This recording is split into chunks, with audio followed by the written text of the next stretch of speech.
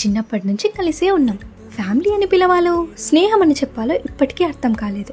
స్కూల్కి వెళ్ళే వయసు నుంచి మా ఇద్దరి బంధం అలానే ఉంది. రోజు కలవడం, చిన్న చిన్న గొడవలు, ఒక్క నిమిషంలో మళ్ళీ కలిసిపోవడం.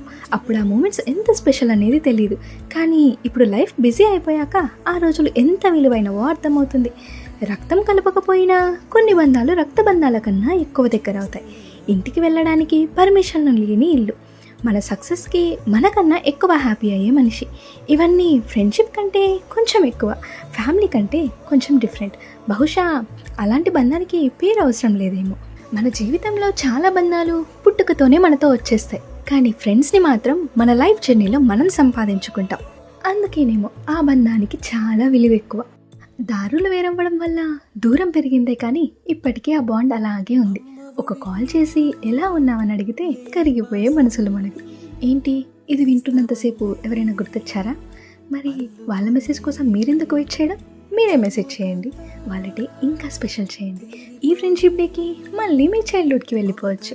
మీరు విన్నది రియల్ లైఫ్. నెక్స్ట్ ఎపిసోడ్లో మళ్ళీ కలుద్దాం. Until then take care of your hearts.